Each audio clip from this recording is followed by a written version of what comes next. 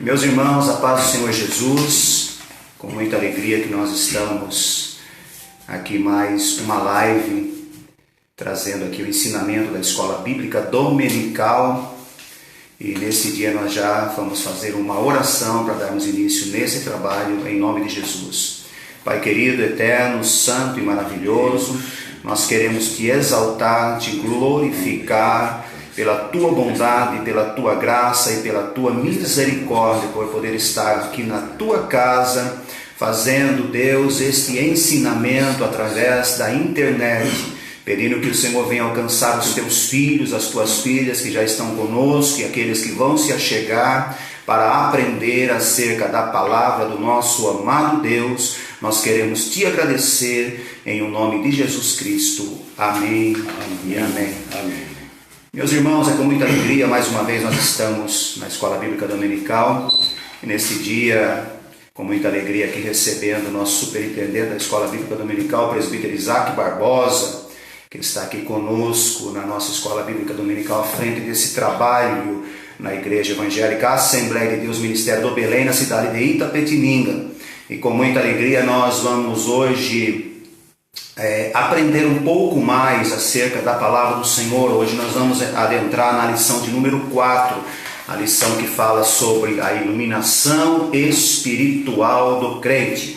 Eu pediria aos irmãos que mandassem aí a sua mensagem, fizessem aí a sua pergunta, que no decorrer da nossa Escola Bíblica Dominical, se nós pudermos responder já nesse instante, vamos responder, se não, logo após terminarmos a nossa live, nós vamos responder a todos os amados irmãos. Então aí comente, compartilhe na sua página pessoal, compartilhe a nossa página aqui da nossa Escola Bíblica Dominical, e eu tenho a certeza que vai ser muito frutífera para a tua vida nesse dia.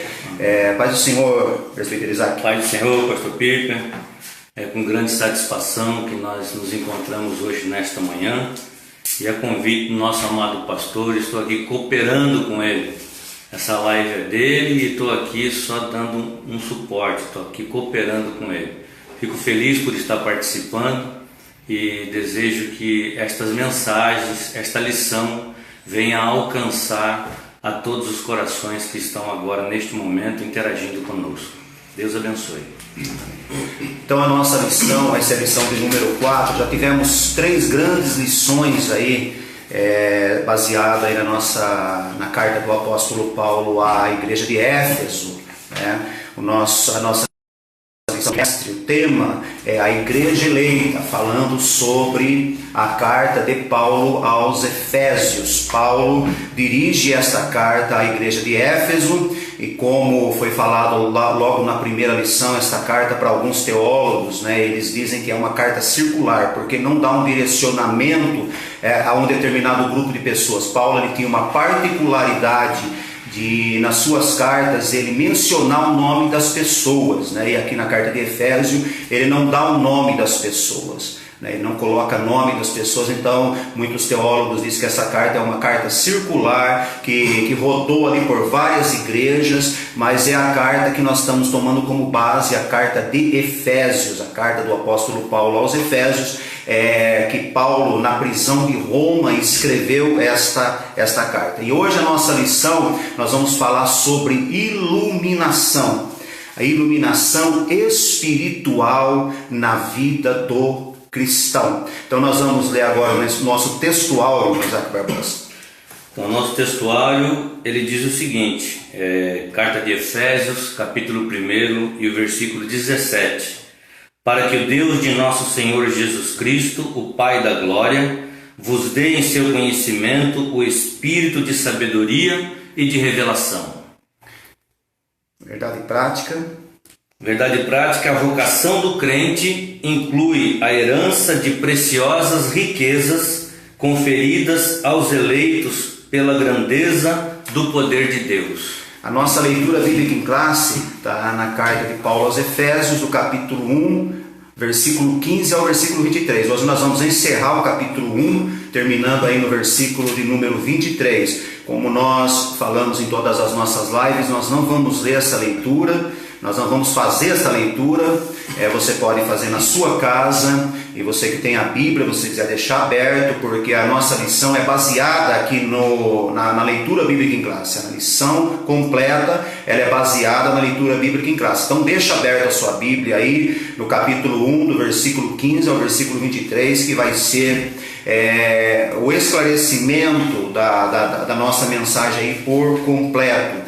E nós vamos já entrar na nossa introdução. Eu gostaria de ler, eu gosto de ler a introdução, Isaac. Só fazer um adendo aqui, Piper, no texto áureo, eu gostaria aqui de frisar que Paulo, quando ele fala que nós recebemos o Espírito de sabedoria, Paulo não está dizendo aqui que esse Espírito de sabedoria, ele vem sobre nossas vidas tão somente na vida ministerial. Ele também vem na nossa vida cotidiana. Um exemplo disso é Salomão, que tinha a sua sabedoria, uma sabedoria administrativa, mas quando ele pede essa sabedoria a Deus, ele executa ela em todas as áreas da sua vida. Então essa sabedoria, ela não é única, exclusivamente a sabedoria espiritual. Amém? E Paulo aqui falando da sabedoria meramente espiritual, né? Meramente espiritual. Meramente, porque a Bíblia fala que existe uma sabedoria que é carnal e diabólica, né? Paulo também fala desta forma. A nossa introdução diz assim: ainda no primeiro capítulo, o apóstolo Paulo inicia uma longa sentença assim dividida: ação de graças, oração intercessória, confissão de louvor e exaltação. Então aqui em 3 planos, Paulo ele faz ação de graça, ele faz uma oração intercessora ou intercessório e confissão de louvor e exaltação. Nessa sentença somos exortados a louvar ao Senhor pela nossa eleição que já foi aí falada nas aulas anteriores. Nós somos eleitos por Deus, Deus nos escolheu. A nossa eleição busca a iluminação do Espírito para compreender a dimensão da nossa chamada e herança divina, bem como entender a grandeza do poder do nosso Deus. Então aqui a introdução já fala sobre a base da nossa lição. O alicerce da nossa lição está aqui na nossa introdução. E o nosso primeiro tópico diz assim: a esperança da vocação e as riquezas da glória. Agora, pontuando, irmão Isaac Barbosa, nós vamos pontuar aqui essa divisão: ação de graças, oração intercessórias e a confissão de louvor. Tem alguma coisa para falar? Não, é o seguinte. Aqui na oração de Paulo, né? Paulo ele faz a oração primeira agradecendo a Deus, né? No versículo de número 16 ele diz assim: olha, eu não cesso de dar graças a Deus por vós. Paulo ele agradece a Deus ali pela igreja de Éfeso e ele começa ali a enumerar, né, aquilo que ele quer, colocando ali como agradecimento, agradecendo por aquele povo, mas colocando ali o seu pedido peculiar, particular, ali para que aquele povo tivesse a iluminação do Espírito Santo. Então na nossa lição aqui, o nosso escritor da lição ele diz assim: o apóstolo Paulo se alegra em dar graças a Deus pela vida dos eleitos e por todas as bênçãos espirituais recebidas. Então Paulo ele começa agradecendo a Deus porque aquele povo recebeu essas bênçãos espirituais. Quais são as bênçãos espirituais? A eleição, a predestinação, a filiação, que foi falado na semana passada. Nós falamos muito sobre predestinação e eleição na semana passada, que foi o tema da nossa lição da semana passada. A filiação, que é Deus nos adotando como seus filhos, e o dom do Espírito Santo. Uma pessoa que recebe a Deus, que Deus escolheu, ela deve buscar com muita insistência os dons espirituais. Eu acho interessante, irmão Isaac Barbosa, eu estava me lembrando de quando eu iniciei a minha trajetória. Já tenho 32 anos no Evangelho. E as orações principais, o pedido de oração principal dentro dos cultos, né, há 30 anos atrás, 25 anos atrás, eram os jovens lá mandando uma mensagem para o pastor, falando: pastor, ore para mim porque eu quero ser batizado com o Espírito Santo. Pastor, ore para mim porque eu quero receber os dons espirituais. Então o pastor, na leitura lá, o pastor dizia: irmãos, vamos orar, o irmão João está pedindo para ser batizado com o Espírito Santo. E hoje nós não vemos mais isso. Parece que falta um pouco de interesse, né, no meio do povo, principalmente daqueles que iniciam a carreira cristã. Quando eles se convertem, se rendem a Deus, parece que não há mais esse interesse em buscar o Espírito Santo, em buscar o batismo com o Espírito Santo. Nós falamos na lição passada que a pessoa, quando aceita Jesus, Deus, ele carimba essa pessoa. O Espírito Santo já está na vida dessa pessoa. Quando a pessoa aceita Jesus, há arrependimento no seu coração, ela aceita Jesus, ao carimbo do Espírito Santo, ao selo de propriedade, aquilo que muitas pessoas confundem, né? O selo do Espírito Santo com o batismo. O selo é como se Deus estivesse falando assim: olha, agora, a partir de agora, o irmão Carlos vai ser meu, o irmão João vai ser meu, a irmã Maria vai ser minha. A partir de agora ele tem o selo do Espírito Santo. Então esse selo do Espírito Santo a pessoa recebe a partir do momento em que há arrependimento no seu coração. Ele levanta as mãos e aceita a Jesus Cristo. Uma coisa interessante também, que quando Paulo está falando dessas bênçãos, ele fala de 4 bênçãos espirituais, pelas quais ele vem agradecendo a Deus, e ele se alegra aqui no texto pela vida das quais ele está orando, não é? Então, e outra coisa importante que nós vemos aqui é que Paulo estava ciente de quão maravilhoso é o Evangelho, mas ao mesmo tempo de quão impossível alguém perceber a glória dessas novas sem ser ensinado por Deus. Então aqui nós vamos entender sobre essa graça de Deus. E aí a gente diz assim: a revelação que é dada por Deus, ela só pode ocorrer por obra do Espírito Santo. Então, por mais inteligente, por mais intelectuais, por maior que seja o QI do ser humano, nós não conseguimos compreender estas coisas, porque essas coisas são geradas por obra do Espírito Santo.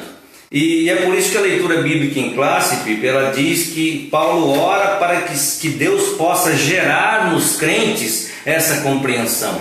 E isso que é importante nós entendermos. E nessa oração de Paulo ele nos ensina muita coisa. Ele nos ensina que nós devemos orar pelos nossos irmãos a fim de que todos venham a ter essa compreensão, a fim de que todos possam estreitar esse relacionamento, essa experiência pessoal com o Senhor, e que o Espírito Santo venha a gerar no coração de cada um e compreender essas grandes riquezas das bênçãos da salvação. Amém? Que coisa maravilhosa, né? A gente saber que tudo se volta para Ele, né? Esses dias eu ouvi uma pregação, a pessoa dizia assim, ó: nós não somos constrangidos em servir a Deus, nós somos atraídos, né? Existe uma diferença entre constranger a pessoa e você atrair a pessoa. É como a empatia, né? Hoje nós estamos falando muito de empatia nesse tempo de crise aí por causa dessa pandemia.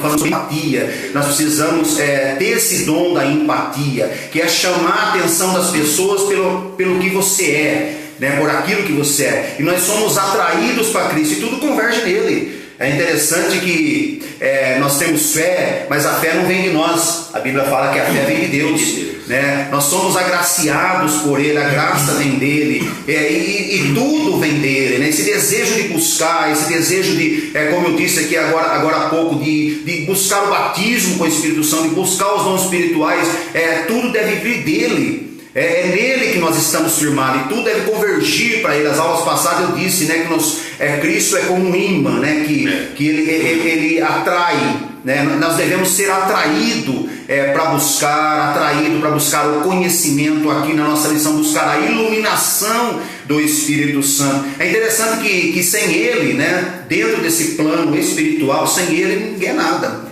Não é verdade? Existe a diferença, né, que é bom aqui enumerar, entre conhecimento e sabedoria. Aqui Paulo não está falando de conhecimento, o conhecimento teórico, porque tem muitas pessoas que têm um conhecimento teórico sobre Deus. Eles conhecem Deus, eles sabem dos atributos de Deus, eles sabem que Deus é onipotente, onisciente, onipresente, ele conhece todos os atributos atributos de Deus, ele se baseia aí no seu curso teológico, faz esse seu curso teológico, é muito importante nós termos esse curso teológico, termos também esse conhecimento teórico, mas muito melhor termos o conhecimento de Deus, adquirir sabedoria dele, é o que Oséias diz lá no capítulo 6, versículo 3, conheçamos e prossigamos em conhecer o Senhor. Quer dizer que é uma coisa contínua, irmãos, uma coisa contínua. Você não para, você não pode ficar estagnado. O cristão não fica estagnado. O cristão ele tem que crescer dia a dia. Como eu disse semana passada, melhorar dia a dia. Hoje eu sou melhor do que ontem, amanhã eu tenho que ser melhor do que hoje. Nós temos que ter essa melhora e ter esse desejo de melhorar. Então o rogo de Paulo, a oração de Paulo, aqui na nossa lição diz, ele rogava para que os crentes recebessem capacidade de compreender. E não é por meio humano, por meio do Espírito Santo, a esperança da chamada, a riqueza da herança e a grandeza do poder de Deus. Por essas três coisas aqui Paulo rogava. Tem que ter esperança da chamada, tem que saber que ele tem a riqueza da herança, nós somos co-herdeiro através de Cristo. E temos também a grandeza do poder de Deus, que nós vamos aqui mencionar daqui a algum instante. É interessante, né? O subtópico 2 já fala sobre a esperança da vocação. Gostaria de ler alguma coisa aí? Então, é só dar continuidade, porque um é gancho do outro, não é? Um subtópico é gancho do outro. Então, agora, uma vez, esses crentes de Éfeso, sabendo qual é a esperança da sua vocação, e agora nós podemos dizer que tal esperança, ela divide-se pelo menos nesses três aspectos. Qual seriam esses três aspectos? Deus chamou pessoas no passado. A chamada abrange serviço e santificação do presente. E a C, a participação gloriosa do futuro.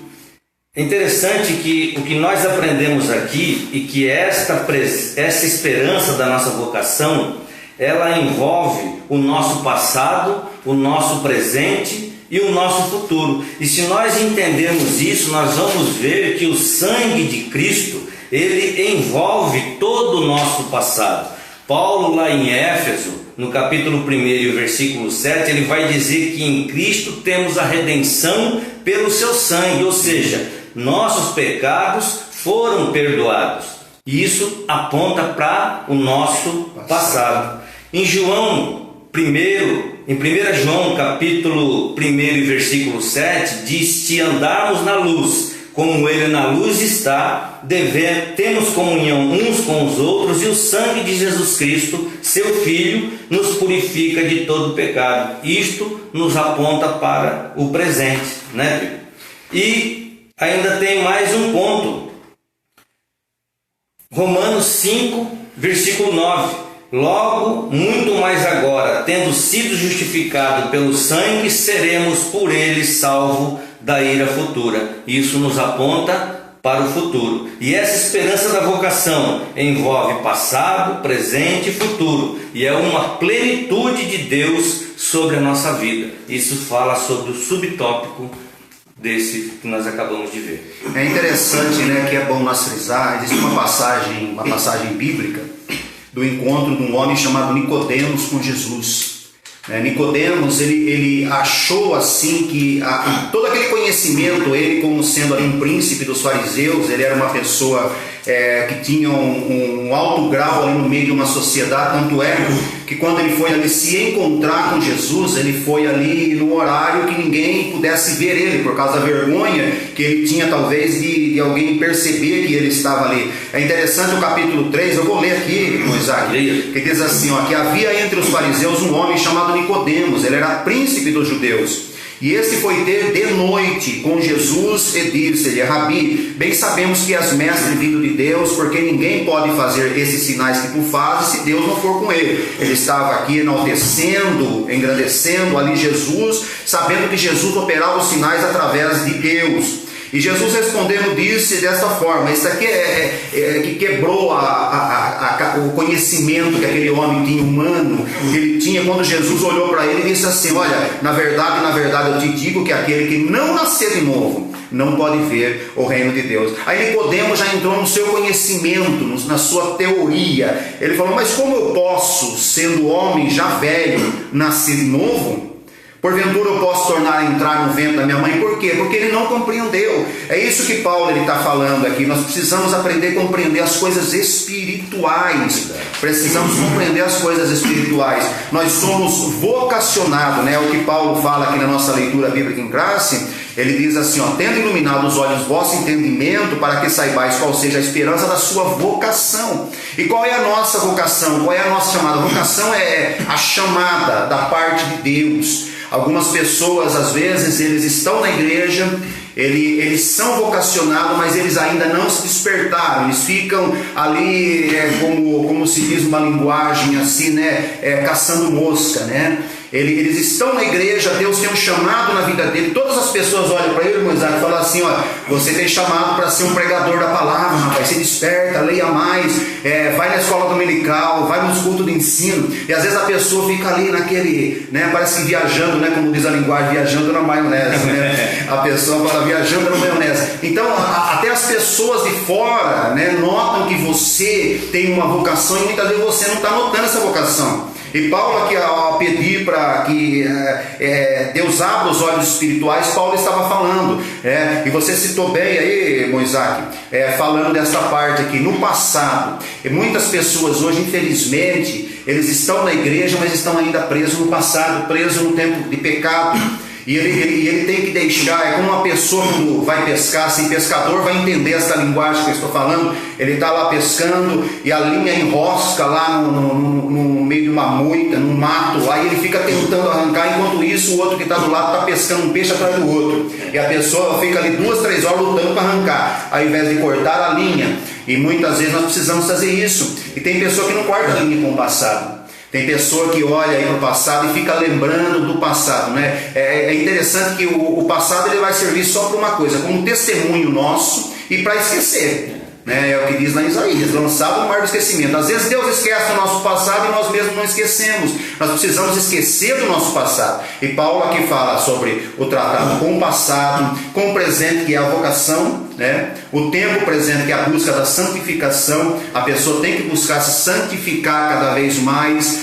E a vocação, né? Como é que eu entendo que eu sou um chamado de Deus? Isso é Deus que coloca no nosso coração. Isso é Deus que coloca desejo no nosso coração. Às vezes, infelizmente, nós somos mal interpretados, né, em determinados lugares. Muitas vezes, quando nós temos essa vocação, mas parece que o homem ele quer impedir a vocação que nós temos, né? Acontece com muitas pessoas. Acontece com muitos cristãos, né, que as pessoas que estão ao redor não entendem, porque infelizmente nós temos pessoas que vão aí e contra o seu chamado, contra a sua vocação. Mas você deve sempre estar aos pés de Jesus Cristo e dizer: Senhor, eu estou aqui, eu tenho a certeza que eu sou vocacionado, eu sou chamado para um propósito. E Deus tem distribuído aí esses dons para as pessoas. Deus tem distribuído vocação para as pessoas. Eu não falo aqui de vocação natural, não, dom natural. Como uma pessoa nasce, às vezes ela nasce para ter uma retórica boa. Tem pessoa que já nasce com uma retórica boa. Desde criança, né, pequeno, assim, eles assombram os seus pais por causa da maneira deles se expressar nas suas palavras. Tem pessoa que tem uma retórica boa, mas tem pessoa que busca, através da sua vocação, buscando a Deus, através dos dons espirituais, ele busca esta vocação. O propósito de Deus é a vocação salvífica, né, senhor? Isso. Até porque essa vocação, ela diz respeito à salvação. Porque a vocação ministerial, propriamente dito, Paulo vai falar lá no capítulo 4 sobre os dons ministeriais, né? Que é uns para apóstolo, outros para vai ser uma das nossas próximas lições também. E vai ser uma bênção, né? Entender o nosso chamado, né? Ministerial, né? E essa vocação aqui salvífica, né? Como disse o irmão Isaac Barbosa, nós precisamos já compreender. Por isso que é bom, meus amados irmãos, a escola bíblica dominical, o culto de ensino.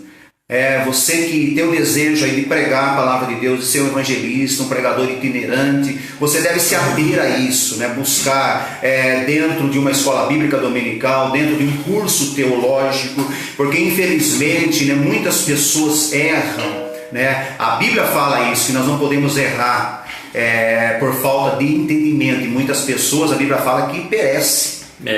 Por falta de entendimento. Nós não podemos perecer, nós temos que buscar entendimento, buscar o conhecimento de Deus, buscar a sabedoria do alto. Moisés Barbosa citou aqui no começo Salomão foi essa pessoa que buscou sabedoria do alto. Ele pediu para Deus sabedoria quando Deus ali se revelou a ele não quis riqueza, ele não quis ali os seus inimigos nas mãos como queria ali o seu pai, né? Davi ele sempre falava: Deus, eu quero um inimigo na palma das minhas mãos, né? E Deus ali usava ele diante do inimigo, mas Salomão não, Salomão ele falou: Senhor, eu preciso de sabedoria, o povo é grande. É preciso se colocar na brecha, né? Tem que se colocar na brecha, porque o princípio da sabedoria é o temor de Deus. Isso. A palavra diz que o temor de Deus é o princípio da sabedoria, de toda sabedoria. Tem muitas pessoas que não têm esse temor, né? Não faz essa distinção. Não distingue. E a pessoa tem que saber temor de Deus. Não é ter medo, é temor. É saber que ele pode exaltar, mas ele também pode abater. Tá? Existe exaltação para você, mas existe abatimento no momento que você crescer a soberba no coração. É interessante, né? Tudo está ligado nele. Pode humilhar, pode exaltar. Tudo está ligado nele. Ele fala lá em Samuel. Seja por ele e para ele, né? Para ele. Todas as coisas. Ele fala lá para Samuel: eu sou aquele que leva a sepultura, sou aquele que tira, sou aquele que exalto, mas sou aquele que humilha. Então nós temos que ter temor a Deus, como disse o Moisés. O temor é o princípio da sabedoria.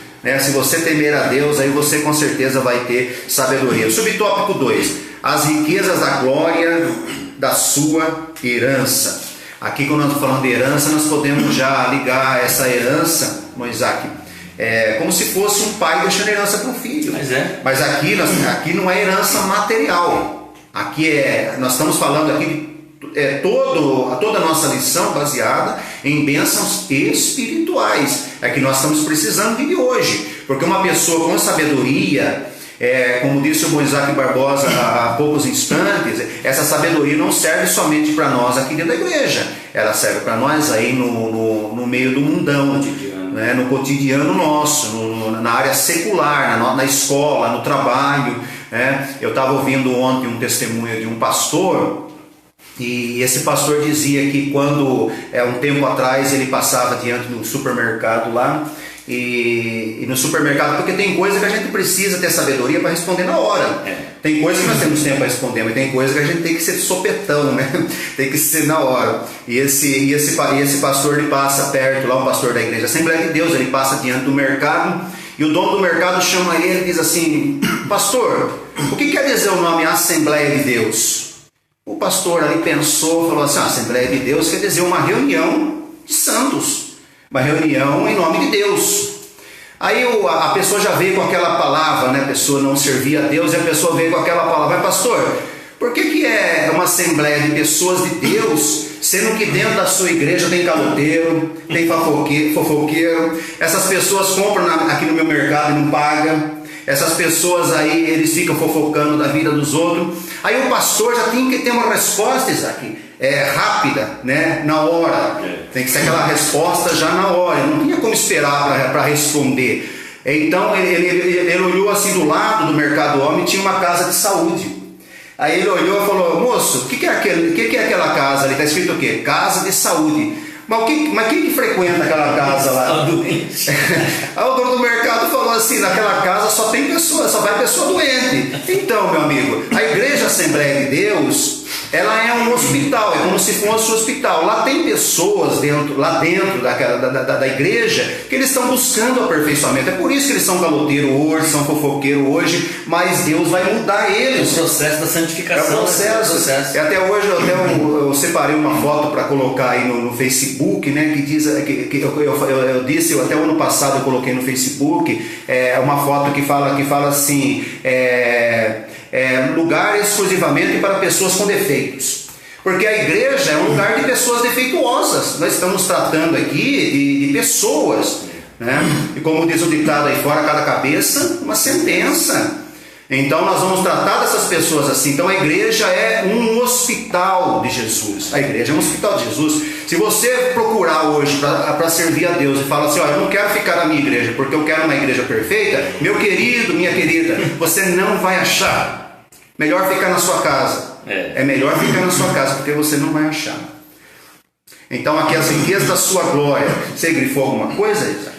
Então, eu no subtópico 3, eu deixei um resumo bem pequeno, porque quais riquezas são? A expressão da sua herança enfatiza que Deus deu aos seus eleitos. Já o termo riquezas refere-se às maravilhosas bênçãos que acompanham o plano de salvação. E que riquezas são essas? A expressão sua herança, eu acabei de ler aqui, e quais são as bênçãos que essa herança nos proporciona? E aí nós temos aqui o perdão dos pecados, a adoção de filhos e as bênçãos que serão desfrutadas no porvir. Então, não sei se você vai completar alguma coisa mais, mas eu encerrei esse tópico com uma passagem em 1 Coríntios, capítulo 2, versículo 9 e 10, está escrito assim, e eu queria ler com os irmãos. 1 Coríntios, capítulo 2, versículo 9 e 10. Mas como está escrito, as coisas que o olho não viu, e o ouvido não ouviu, e não subiu ao coração do homem, são as que Deus preparou para os que o amam. Mas Deus nos revelou pelo seu Espírito, porque o Espírito penetra todas as coisas, ainda as profundezas de Deus. Então, nós percebemos a salvação, isto já foi revelado para nós. Agora Paulo está orando pela igreja de Éfeso, para que esta igreja possa também conhecer esta riqueza, que é a glória da herança do Senhor, que é como se fosse um pacote. Se Deus tiver oportunidade mais para frente, quando a gente recebe a salvação, nós imediatamente recebemos também esse pacote de bênçãos, não é? Sim. Na nossa vida. Então é dessa maneira que Paulo pede quando ele ora para a igreja de Éfeso, para que Deus abra o coração, que gere nesses corações um entendimento para que eles possam compreender a situação de salvo e o que eles têm direito como salvos na pessoa bendita de Jesus, não é? Muitas bênçãos espirituais, e aqui nós voltamos naqueles três passos, né? Passado, presente e o futuro. Libertação, perdão dos pecados, adoção como filhos, né? Mudança. Deus ele mudou. Deus ele transformou. Nós dissemos nas lições passadas aí, Deus ele faz isso, é o Espírito Santo que faz isso, tudo converge nele, né? É interessante, é coisa maravilhosa. Nós começamos a meditar e é bom a gente olhar para o passado nosso, tomar isso como testemunho. Olha quem eu era e olha quem eu sou.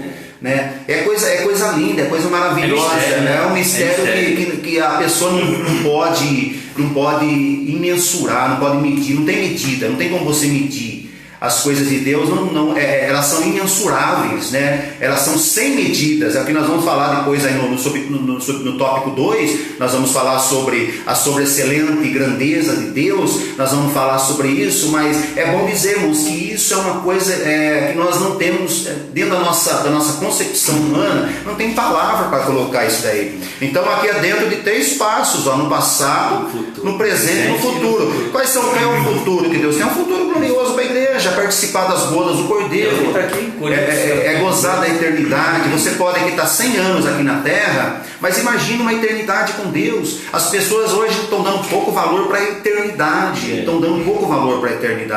né? Dentro desse plano de salvação aí, Deus tem mudança para fazer, para nós fazer parte da eternidade com Deus. O tópico 2 fala sobre a excelente grandeza, aliás, a sobreexcelente grandeza e força do poder divino. Ao comecinho já fala a palavra aqui, o poder divino é imensurável e nada pode detê-lo, né? Jesus falou assim certa vez: todo o poder foi me dado nos céus e na terra. O poder pertence a Ele, todo o poder pertence a Ele. Em sua carta, Paulo se esmera no esforço de traduzir. Ele se esmera quer dizer, ele se gasta, né? Esmerar quer dizer, ele está se gastando no esforço de traduzir a grandeza de Deus, mas ele não conseguiu. né? Nas suas palavras aqui ele diz um pouco, ele fala um pouco daquilo que é Deus, do que é o poder de Deus, mas ele se esmera, ele faz todo o esforço para traduzir a grandeza e a eficácia desse poder que opera em nós. O subtópico 2 fala sobre a sobreexcelente grandeza de Deus. O que é sobreexcelente? É uma coisa extraordinária, né? É isso que fala a nossa missão, né, Luísa? O termo sobreexcelente e extraordinário, eles falam palavras distintas, mas que se completam entre elas, né? O que é uma coisa ordinária? É como se fosse, eu que venho de caserna, para quem não sabe é o militarismo, então a gente tinha reuniões ordinárias, são reuniões padrão, dia e hora marcada, todo mês nós temos a reunião ordinária, mas entre uma reunião ordinária e outra pode haver uma reunião extraordinária, e essa extraordinário é esse poder que emana de Deus. Então aqui Paulo está querendo dizer que quando ele diz a grandeza, o poder de Deus é sobreexcelente, e essa grandeza e esse poder só pode ser produzido pelo Espírito Santo, nós entendemos a colocação de Paulo quando ele ora para a igreja de Éfeso. E a expressão grandeza, ou seja, algo grande e magnífico, não é assim? Aqui a palavra fala assim, a leitura nossa da lição, ela fala que a grandeza objetiva é enaltecer magnitude do poder de Deus, que a tudo sobrepuja, Então, grandeza nos mostra algo que sobrepuja todas as demais coisas, né? Todas as outras coisas, elas se tornam ínfimas, se tornam pequenas diante desse poder que sobrepuja sobre todas as coisas. É interessante, né? Essa palavra extraordinária é uma coisa que ainda a gente não conhece, a gente vai vir a conhecer, né? Porque é extraordinário. O Evangelho, quando nós falamos de viver Evangelho, nós vivemos novidades, né? Novidades de vida. E esse negócio acontece dia após dia. E Paulo, quando ele fala assim, a sobreexcelência, né? É algo extraordinário, né? Para colocar que Deus, a grandeza de Deus, né?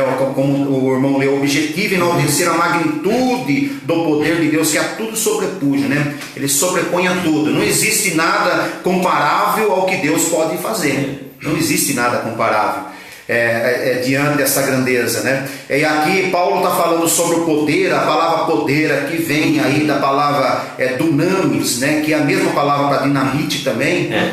Muitas pessoas falam dinamite. Paulo ele cita muito a palavra poder, né? Quando nós vemos na Bíblia muitas vezes falando assim, o evangelho é poder, o evangelho é dinamite, né? Quando Jesus está falando assim, recebereis poder do alto, Jesus está falando, vocês serão dinamite. Vocês vão ser dinamite, haverá dinamite na mão de vocês. Então essa palavra quer dizer que é algo miraculoso, né? que demanda uma força fora de medida.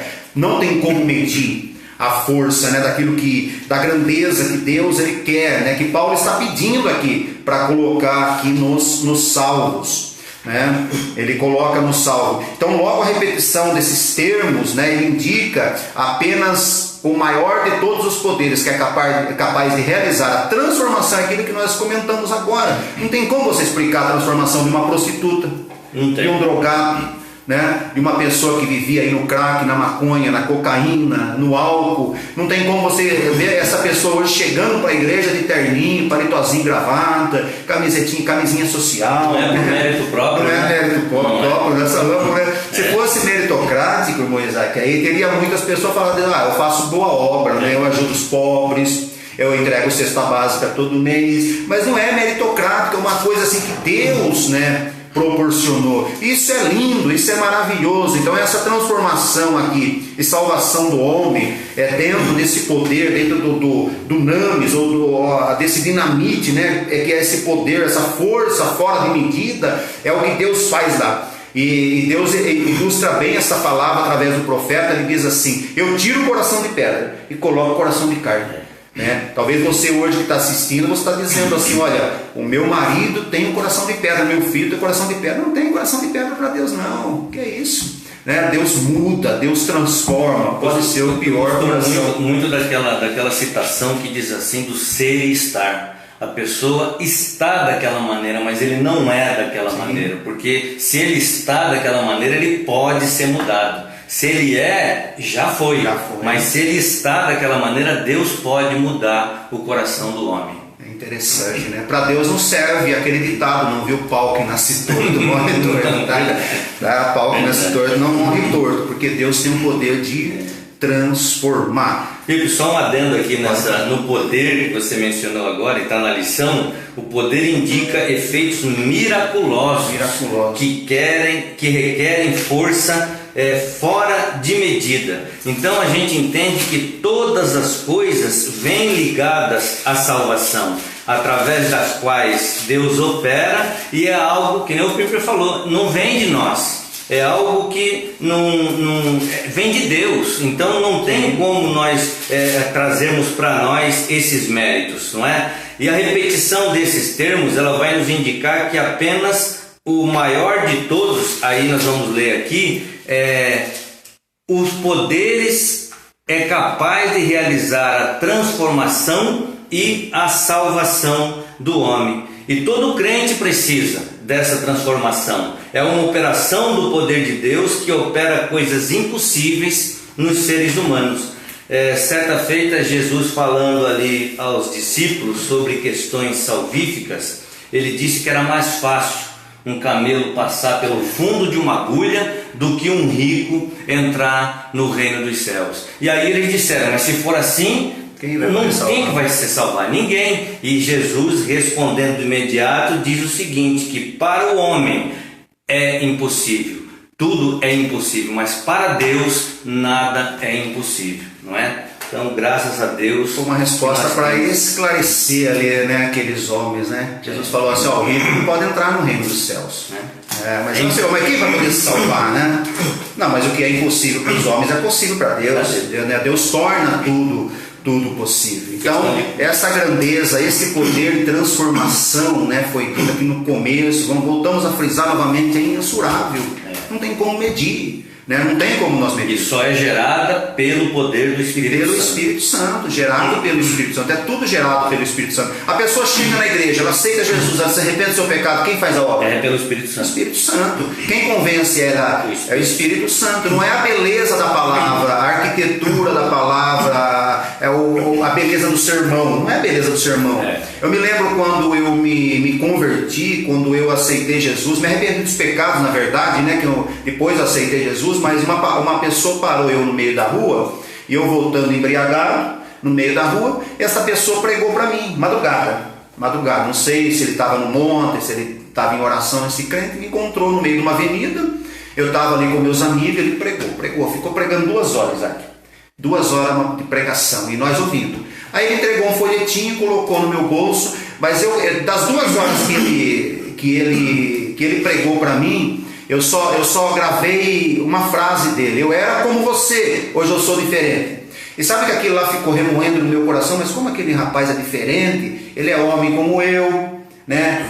Ele tem quase a mesma idade minha. Como é que era diferente? Eu fiquei tentando procurar entender, mas por que ela era diferente? Mas depois eu lembrava da feição daquele rapaz. Lembrava da feição, nossa, mas ele tinha uma feição alegre, eu não sou alegre daquele jeito.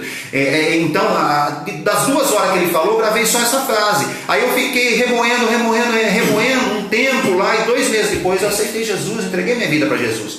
Então, quem que fez isso? O Espírito Santo. Foi a pregação dele? Também foi, mas não na totalidade, né? A palavra que ele falou para mim das 2 horas, muitas palavras ali eu nem lembro mais o que ele falou, mas eu lembro dessa frase: eu era como você, mas hoje eu sou diferente. Isso que é maravilhoso. Verdade. O subtópico 2, a força do poder divino.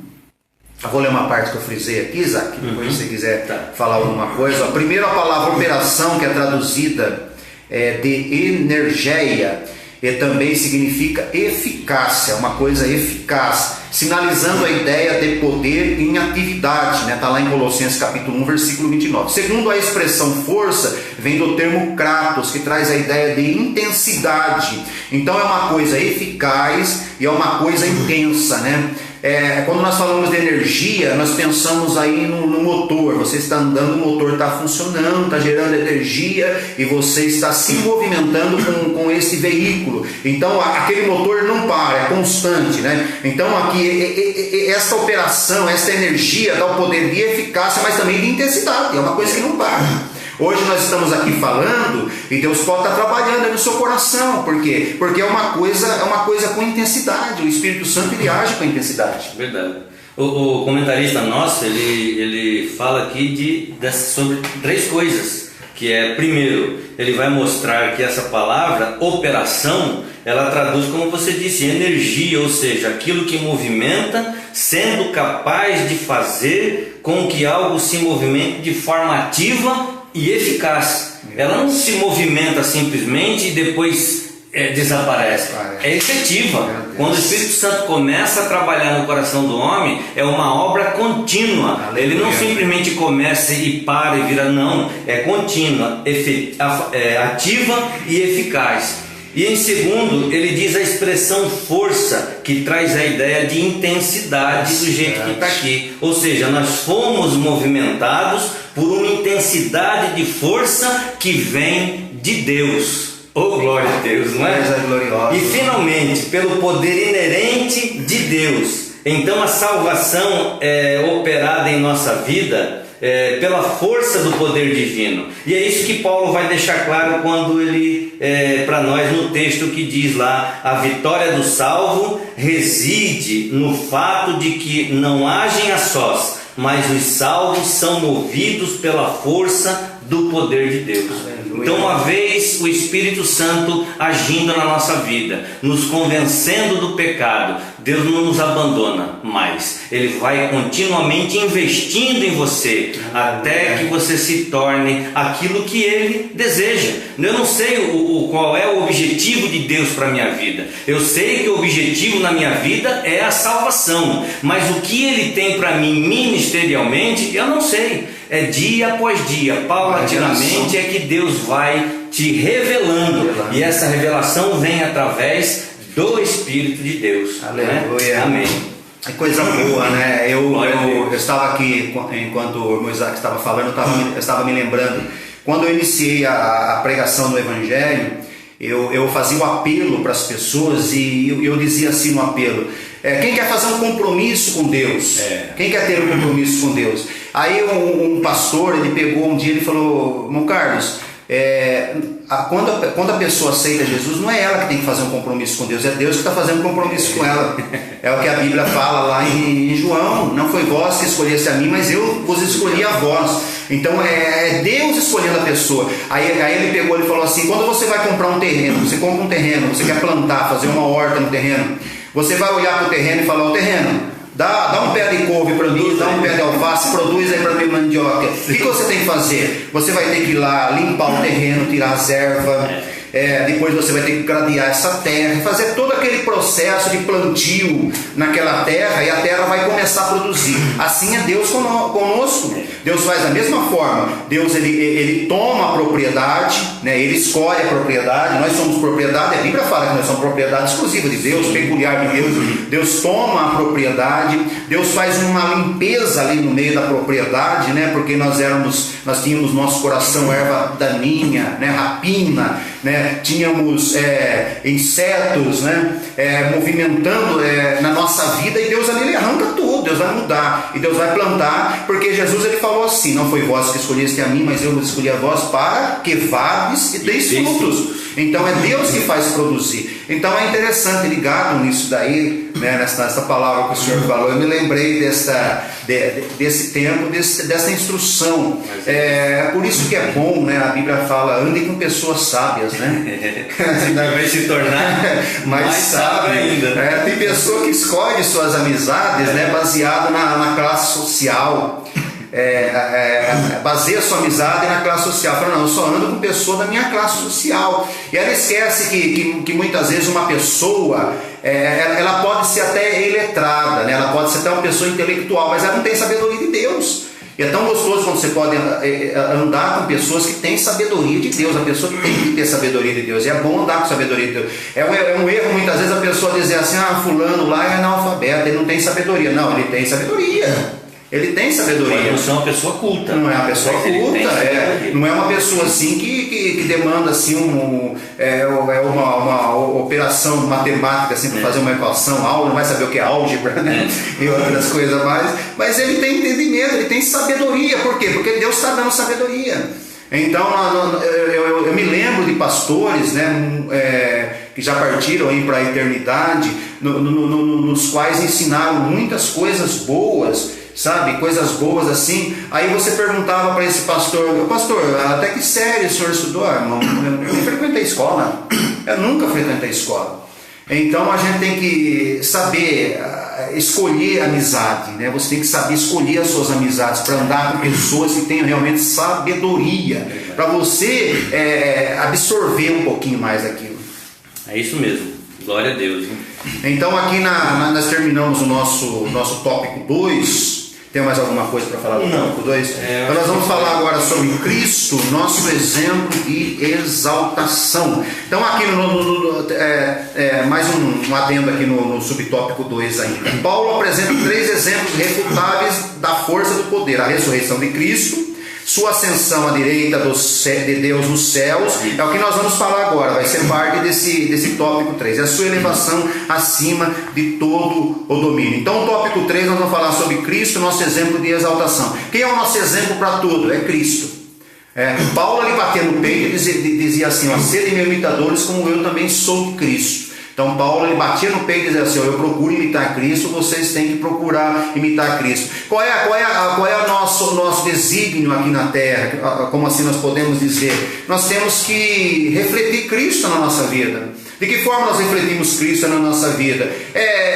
Procurando ter sabedoria de Deus, ser iluminado. Essa iluminação que nós refletimos, nós devemos refletir no nosso cotidiano. As pessoas têm que olhar para a nossa vida e têm que dizer, realmente aquele homem lá é um servo de Deus, aquela mulher é uma serva de Deus. Isso é refletir a glória de Deus. Então através das nossas atitudes, né? Como eu disse, boas obras não salvam, mas o salvo ele tem que ter boas obras. Nós precisamos ter boas obras, o que Tiago fala, né? Fé e obras devem andar junto. Então Cristo aqui é o nosso exemplo de exaltação, é Ele que reflete em nós e nós devemos ser igual a Ele. E o subtópico 2 já fala assim, Cristo, as primícias do que dorme. Paulo enfatiza que o poder de Deus se manifestou em Cristo ressuscitando o morto. Então há uma esperança para nós também, nós que morremos em Cristo, nós vamos ressuscitar.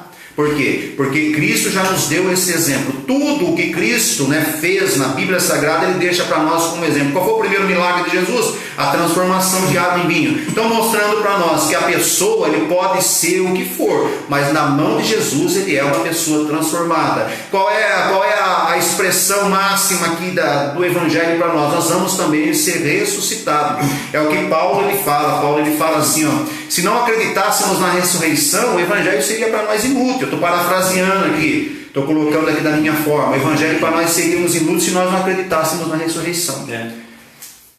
É isso, o nosso comentarista ele coloca aqui que a ressurreição de Cristo é a primícia dos que dormem, né? Eu estava vendo um professor dizendo, o professor de teologia perguntou à classe qual era a importância da ressurreição de Cristo para a nossa salvação. Ao que o aluno respondeu, nenhuma.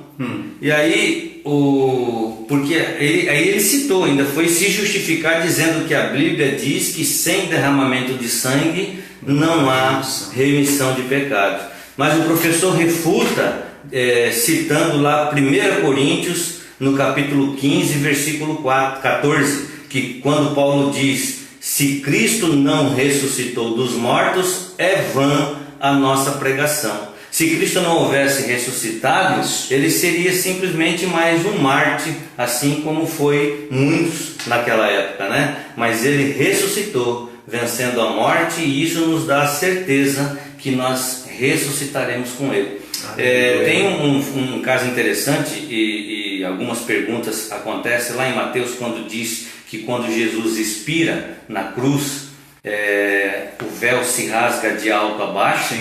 A terra se fendem, as pedras se fendem, e corpos dos santos que estavam ressuscitam. E aí existe aquela diferença. Se Cristo é a primícia, como aqueles ressuscitaram primeiro? No próprio versículo, aí nós encontramos duas situações em que alguns acreditam que foi antes e alguns acreditam que foi depois. Mas o fato é que eles ressuscitaram, mas morreriam de novo. Isso. Esse é o fato interessante. Cristo não, Cristo ressuscitou para nunca mais morrer. Glória a Deus. Aleluia. Então a ressurreição de Cristo, ela é a garantia. É a garantia. Como é que nós vamos crer num Deus que, como muitas pessoas estão aí servindo hoje, eles vão lá na sepultura de Buda. Vão na sepultura de Maomé. Né? Mas na sepultura de Cristo há uma frase lá: aqui jazia Cristo. Ele não está mais aqui. Há essa diferença. Então a garantia que nós temos é esta. Nós temos essa garantia. Cristo nos dá esta garantia, a garantia da sua ressurreição. Ele ressuscitou ao terceiro dia. Então ele deixou isto como garantia. Tudo é exemplo, né, dentro da vida de Cristo, no seu ministério. Ele tem que se batizar para deixar exemplo para nós. É verdade. O Espírito Santo tem que pousar sobre ele, como nós dissemos na lição passada. O penhor do Espírito Santo, o selo do Espírito Santo tem que pousar também sobre Jesus, deixando de exemplo para nós. A garantia da nossa ressurreição é Jesus. Amém. Agora, o escritor diz assim: desse modo os crentes vencerão a morte, se erguerão gloriosamente de seus sepulcros para reinarem com Cristo eternamente. Então, a garantia da nossa ressurreição, nós nos baseamos a nossa fé, a nossa declaração de fé, ela diz que nós acreditamos na ressurreição de Cristo, que esse também é um chamado para nós, e nós estamos crendo nisso. E nós vamos entrar agora no segundo subtópico, que diz assim: Cristo elevado à direita de Deus. O segundo subtópico aqui, Moisés, Paulo reforça o poder de Deus quando da elevação de Cristo ao trono, pondo a sua direita nos céus. É interessante, né? O senhor está na minha direita hoje, tá? O senhor é privilegiado, certo? Na cultura judaica, a pessoa que se assentava à direita do anfitrião ali, ou seja, do rei, ou a pessoa da casa, era uma posição ali de exclusividade, como nós podemos dizer assim, privilegiada. Única. Isso, privilegiada. A pessoa que está sentada à direita era uma pessoa privilegiada. Ela era servida primeiro. As honrarias primeiramente era para ela. Então, aqui nós estamos falando do Cristo elevado à direita de Deus. É Deus aqui colocando Cristo numa posição privilegiada. É lógico que essa posição já era dele, né? Desde antes da fundação do mundo. Porque o plano de Deus para a nossa vida, o plano de salvação foi antes da fundação do mundo. Então, com certeza o lugar de Cristo já estava reservado. É interessante quando nós falamos do lado direito, eu me lembro aqui da mãe de Tiago e João, né? Que chegou para Jesus e disse assim: ó Senhor, quando o Senhor entrar no seu reino, assim, tem um lugar à direita e outro à esquerda, né? E Jesus ali, naquela palavra, disse assim: não, isso daí é negócio do meu pai lá, não tem nada a ver comigo, não é comigo não, negócio do meu pai. O importante é que eles vão. Não tem procuração. Não tem procuração aqui para dar um lugar. Mas Cristo não, aqui Cristo deixou de exemplo para nós aqui, Deus, né? Deixando de exemplo que colocou Cristo à sua direita como forma de exaltação. Cristo foi elevado, sentado à direita, dizendo assim: não, o privilégio é totalmente do meu filho, porque ele foi enviado para a salvação da humanidade, né? Então esse grau de exaltação aí para uma posição de honra e autoridade indica o completo triunfo de Cristo sobre o pecado e as forças do mal. Cristo venceu o pecado e venceu as forças do mal. Por isso, o privilégio de estar à direita do Pai. Tem alguma dentro aí? E o finalzinho aqui, ele diz assim, tanto a ressurreição como a ascensão de Cristo são obras do poder do Pai. Aí eu pus aqui uma coisa interessante, que vejamos que Cristo, ele não se elevou à direita do Pai. O texto diz que Cristo foi elevado à direita do Pai. Então, tanto na ressurreição como na ascensão de Cristo, como nós lemos aqui, as obras são do Pai. Paulo, lá na carta aos Filipenses, no capítulo 2, versículo 5, eu gostaria de ler aqui rapidamente com os irmãos. Ele diz o seguinte, capítulo 2, versículo 5 ao 11. Ele diz assim: de sorte que haja em vós mesmos sentimentos que houve também em Cristo Jesus, que sendo em forma de Deus não teve por usurpação ser igual a Deus, mas aniquilou-se a si mesmo, tomando a forma de servo, fazendo-se semelhante aos homens, e achado de forma de homem, humilhou-se a si mesmo, sendo obediente até a morte e morte de cruz. Pelo que também Deus o exaltou soberanamente e lhe deu um nome que é sobre todo o nome. Então a gente vê aqui que interessante, que nós vemos que essa exaltação de Cristo, Pipe, é uma ação de Deus e não uma ação do próprio Cristo, do próprio Jesus. Assim, a exaltação de Cristo é um modelo motivador para a igreja. Lá em 1 Pedro 5,16 diz: humilhai-vos, pois, debaixo da potente mão de Deus, para que a seu tempo vos exalte. Aleluia. Então, Cristo ser levado à destra de Deus foi uma ação do Pai, única e exclusivamente uma ação do Pai. E isto é para nós um modelo. Amém? Exemplo para nós. Exemplo. E Cristo aqui no subtópico 3 é exaltado sobremaneira. Vamos fechar aqui a nossa lição. Nesse ponto, Paulo ensina que o poder de Deus exaltou Cristo acima de todo o principado e poder e domínio de todo homem de todo nome que se nomeia. Aí, isso quer dizer o seguinte: existem pessoas poderosas aqui na terra? Existe. Se eu perguntar para você quem é a pessoa mais poderosa da terra, você vai falar Donald Trump. O outro vai falar que é o da Coreia do Norte. Que agora parece que estão dizendo que morreu, né?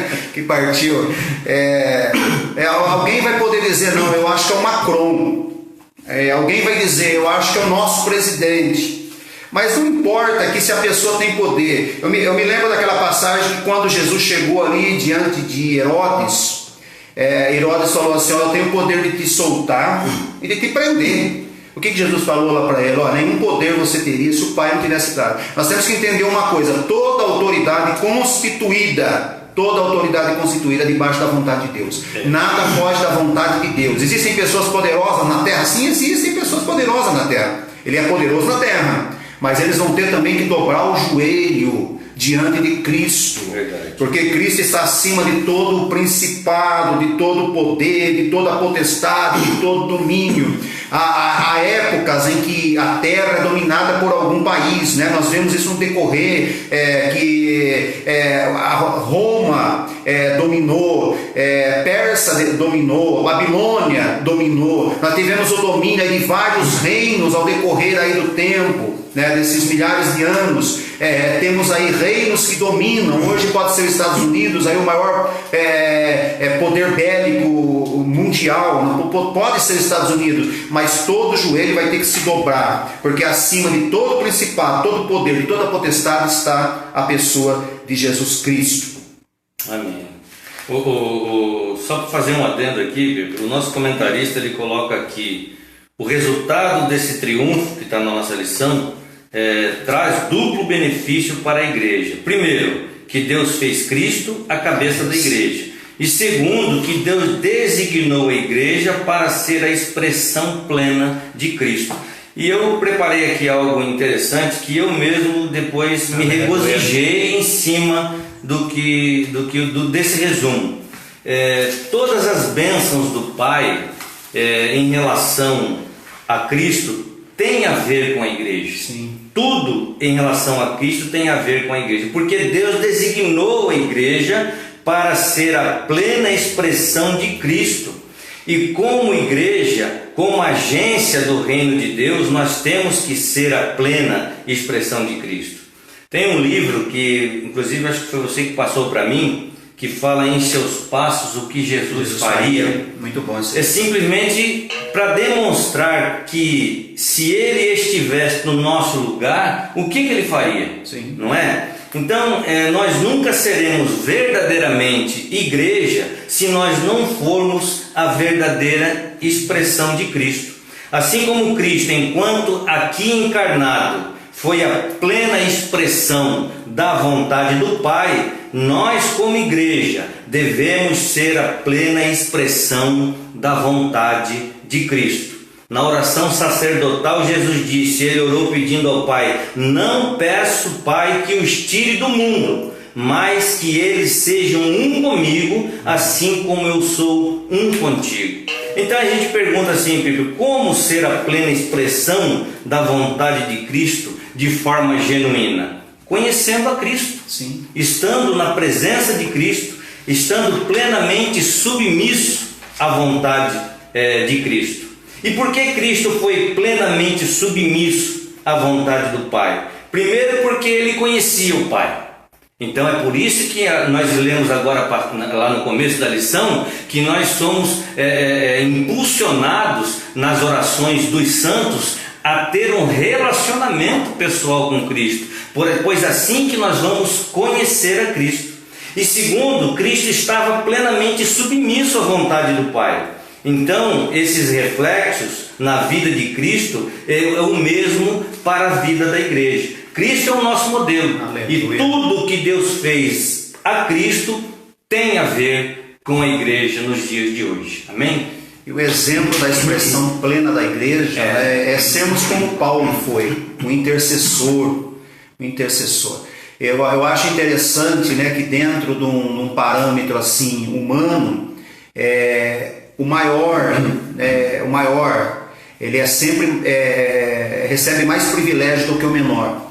Mas dentro da questão espiritual, todos nós somos iguais, né? Somos iguais. E sermos pleno, ter essa expressão plena, né? Sermos, como a nossa lição está dizendo, nós recebemos essa iluminação, nós refletimos essa iluminação. A igreja deve refletir essa iluminação para o mundo. E de que forma nós refletimos? Orando pelo nosso irmão, uma oração intercessória. Muitas pessoas, infelizmente, fazem oração egoístas, né? Eles só pedem para ele só quer para ele, é tudo para ele, né? E não é assim que a Bíblia ensina que nós somos um corpo. E os dedos, né, ele depende da mão, do tendão aqui. Esse tendão para movimentar. E se não tem esse tendão, se o tendão é rompido, o dedo não se movimenta. Então a Bíblia chama nós de corpo, por causa disso nós temos que saber que um depende do outro, né? Uma pessoa deve depender da outra. Paulo ele se expressa muito bem na sua oração intercessória, ele ora pedindo para Deus iluminar a mente daquele povo, abrir os olhos espirituais, dar sabedoria para aquele povo. E eu glorifico a Deus, né? Porque existem pessoas que oram em favor das outras pessoas, eles sabem, são intercessores dentro da igreja. Houve uma pergunta aqui no meio da nossa live, onde uma pessoa perguntou: como que eu fico sabendo se eu tenho chamado, se eu tenho vocação? Quando Deus ele te atrai para aquilo. Deus ele te atrai. Eu tenho vontade de fazer tal coisa na igreja. Então você vai fazer tal coisa na igreja. Eu tenho vontade de fazer isso, de trabalhar desta forma. Eu sinto o desejo de cantar. E o que eu preciso fazer para cantar? Para cantar um pouquinho melhor. Irmão, vai se especializar, né? Eu quero pregar, mas como que eu faço para pregar melhor? Se atenha a ler mais, a buscar mais conhecimento, né? A frequentar uma escola bíblica dominical, como eu disse aqui no começo. Eu volto a frisar, uma escola bíblica dominical é coisa maravilhosa, coisa linda. Interessante, porque as pessoas querem trabalhar na obra e querem saber qual o propósito de Deus para a vida deles, mas eles não fazem nada. Eles ficam sentados: irmão, vamos trabalhar. Não, estou esperando ver qual o propósito de Deus para a minha vida. Deus se importa com quem se importa com Ele, irmãos. Então, se você quer trabalhar na obra do Senhor, comece a desenvolver. Sim. E aí Deus vai ver e vai aprimorar a sua aptidão para que você... Não foi assim na construção do tabernáculo? Nós estudamos isso aí no ano passado. Não foi? A partir daquele momento que as pessoas começam a se desenvolver na obra, eles vão cada vez ganhando mais, vamos dizer assim, atributos que Deus vai dando para que eles possam crescer na obra do Senhor. É como eu disse na lição passada, né? A pessoa, para aceitar Jesus, ela tem que ter predisposição, né? Não adianta essa pessoa chegar na igreja com o coração endurecido e a pessoa olhar para ela e falar, aquele fulano vai aceitar Jesus. Não recebe. Ela tem que ter predisposição. E também, assim, para vocação, para a pessoa ser vocacionada, ela tem que ter essa predisposição também. Tem que se mexer. Hoje, infelizmente, existem pessoas, eu até conversei com pessoas assim, que ele diz assim, eu acho que eu tenho um chamado missionário, mas estou esperando Deus confirmar. E como você acha que não, mas eu sinto assim no coração que eu tenho coração, toma água com barbosa, eu tenho esse chamado missionário. Mas como você sabe que você tem chamado missionário? Não, eu sei que tem chamado missionário, mas estou esperando Deus confirmar, Deus usar um profeta, Deus usar uma irmã, Deus usar um irmão. Às vezes a pessoa fala assim, não, Deus falou para mim que Ele vai enviar um anjo ali do lado da minha cama e vai me comissionar. Quando esse anjo chegar eu vou sair. Não, irmão, se desperta, sai do seu lugar. Você acha que tem chamada missionária? Se desperta. Né? Você acha que tem chamado aí para a obra de Deus? Aí se desperta. Você acha que tem chamado aí para ser um evangelista? Se desperta. É tempo de se despertar, porque você vai ser expressão plena aqui de Cristo se você se para Deus, tá bom? Então nós estamos aqui já no encerramento da nossa escola bíblica dominical. Acho que nós passamos até uns minutinhos já. Mas aqui o que nós vemos de Paulo, ele foi um intercessor da obra. Paulo, ele se preocupou em mostrar para a igreja de Éfeso que eles deveriam buscar a sabedoria do alto, buscar uma iluminação espiritual. A Bíblia fala que antes nós éramos cegos, mas hoje nós recebemos a luz, a mente nossa foi esclarecida. Então nós queremos louvar a Deus pela vida de todos os irmãos que estiveram conosco na live. Às vezes nós quando nós estamos diante aqui do nosso aparelho, aqui dessa câmera, nós não sabemos quantas pessoas realmente estamos vendo, né? Mas eu quero dizer para o irmão Isaac aqui, hoje teve pessoa do Japão, o César Irata entrou hoje lá do Japão, os meus amigos lá de Portugal entraram, então está internacional, viu? Tem os amigos lá de Minas Gerais, tem os amigos ali de Cotia, de São Paulo, os nossos irmãos aqui de Itapetininga, algumas outras pessoas aí que estiveram conosco, meus queridos, de todo lugar onde você esteve nos vendo nesta manhã, eu gostaria de fazer um agradecimento especial. O intuito da escola bíblica dominical, o intuito nosso da escola bíblica dominical é aprender. E quando nós lecionamos, nós aprendemos também com você, tá bom? Aprendemos juntamente com você. A escola bíblica dominical é isso. As considerações finais. O pastor Caramuru, ele diz assim, que evangelizando enquanto ensina e ensinando enquanto evangeliza. Essa é a nossa EBD. Tem uma consideração final a respeito? Eu só quero agradecer, Piper, pela oportunidade que você me deu aqui do teu lado em participar dessa live. Confesso aos irmãos que eu me senti um pouco assim incomodado. É a primeira live que eu faço, mas graças a Deus esteve presente e nós conseguimos aqui, através do Espírito Santo, desenvolver aqui um bom trabalho. Espero que os irmãos tenham recebido e que guardem em vossos corações todas estas palavras, porque isso é poder de Deus para a salvação de todo aquele que crê. Amém. Estivemos ao vivo e a cores, né? Amém. Ao vivo e a cores e sem ensaio. Sem ensaio. Pegamos a lição, aliás, nós estudamos a lição no decorrer da semana, né? Mas não assim, às vezes falta um pouquinho de sincronia. Estudamos separadamente, né? Não houve houve sincronia, assim como a sincronia da parte espiritual mesmo. Houve interação. Houve interação assim, mas a sincronia assim do jeito que precisava, ela pode ter até ouvido alguma falha. Mas nós louvamos a Deus pela vida de todos os irmãos. Amém. Eu vou responder carinhosamente a mensagem mensagem, todos os irmãos aí que estiveram mandando a mensagem na live, e você também, eu gostaria que você continuasse mandando aí as suas mensagens, falando sobre a Escola Bíblica Dominical, falando sobre essa aula. Se quiser fazer alguma pergunta, faça essa pergunta, eu direciono essa pergunta talvez para o nosso superintendente, ou nós respondemos também essa pergunta para você.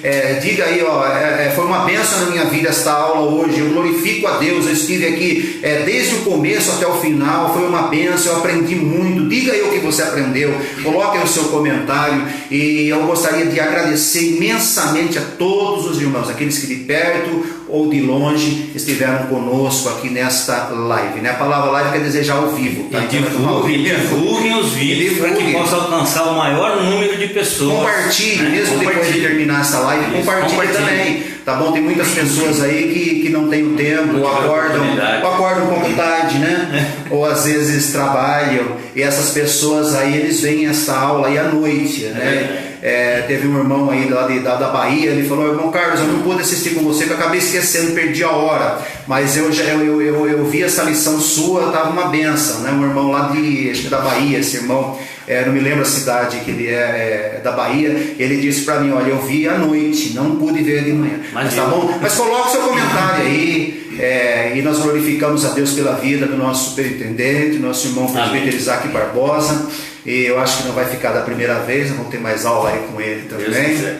E vai ser uma bênção também para a minha vida e para a sua vida. E o nosso irmão Isaac vai fazer uma oração agora para nós darmos término nesse trabalho, em nome de Jesus.